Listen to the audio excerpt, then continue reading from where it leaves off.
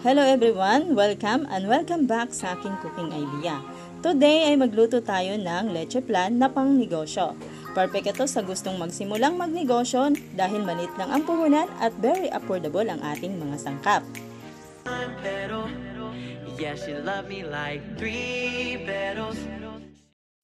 Hello guys, magsimula na tayo. Ang una natin gawin ay magpainit tayo ng kawali at pagkatapos ay ilagay natin ng 1 cup of 1 sugar. Sa pagtunaw nito guys ay kailangan nating galawin paikot ang kawali hanggang sa matunaw ang ating white sugar. Huwag tayong gagamit ng sandok o kahit na anong pangtunaw nito dahil useless lamang ito dahil didikit lang sa sandok. So pagkatunaw nito guys ay mag-add tayo ng 1 cup of water. And then ganon din ang gagawin natin hanggang sa matunaw ang nagbubuo nating sugar. At kung ganito na ang texture ay pwede na ito at ready na nating ilagay sa ating lanera. Spread lang natin ang ating caramelize para malagyan ang buong lanera at pagkatapos ay set aside muna natin at gagawin naman natin ang ating next process. So ito yung ating 20 pieces of medium size na itlog. Paghiwalayin lang natin ang dilaw at yung puting itlog. So ingatan lang natin huwag malagyan ng dilaw ang ating white egg dahil gagamitin natin ito sa iba pang recipe. So ayan na guys, tapos na nating paghiwalayin ang ating white egg and yellow egg. Dito ay mag-add tayo ng 4 cups of evaporated milk and 1 cup of condensed milk.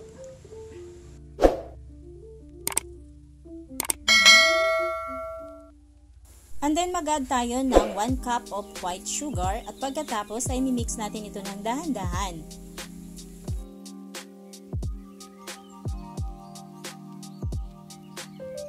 Dito guys ay hindi natin kailangan ng mabilis na pagmimix. Kailangan lang natin ay banayad at dahan-dahan na pagmimix. Dahil pag mabilis yung pagmimix mo ay mag-create ito ng maraming bubbles at maring magbubutas-butas ang ating leche flan. Dito ay maggadgad tayo ng lemon juice. Ito ay pampatanggal ng lansa ng ating leche flan mixture. At pagkatapos ay salain natin ito ng 4 na beses or hanggang sa mawala yung bubbles ng ating leche flan mixture.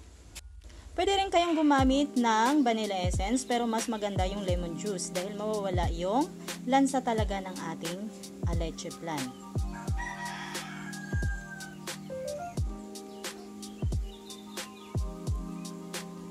So yan guys, pag ganito na yung nawawala na yung bubbles, okay na yung ating leche flan mixture. Ngayon naman ay isasalin na natin sa ating lanera. Gagamit tayo ng cups para pare-pareho ang sukat ng ating leche flan. At dahil meron pa tayong counting bubbles na nakita, ay itatap lang natin ito para mawala.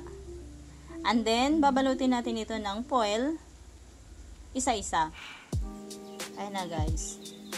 So, napakasarap ng leche flan na ito guys. Super ang sarap talaga, promise ko sa inyo. And then, dito ay steam na natin. Nagpainit na ako ng tubig kanina sa steamer at kulong-kulo na ito. Bago natin ito isalang guys, ay pahinaan na natin yung ating apoy para hindi ma-overcook ang ating leche flan at i-steam natin ito ng 40 to 45 minutes. 1,000 years later. So after 45 minutes, ito na yung ating perfect leche flan. So nakaka-addict din ito gumawa guys. At pag gumagawa ako nito ay talagang nagpapasobra ako dahil syempre, hindi mo maiiwasan talagang matakam nitong leche flan. And then, ito guys, binibenta ko ito ng 75 to 80 pesos per lanera. So, and that's it for today. Thank you for watching. At kung naibigan mo ang video na ito, pwede ka mag-like and subscribe. Pakipindot na din ng ating notification bell para updated ka sa lahat ng video na aking gagawin once a week. So, bye-bye for now. See you on my next vlog.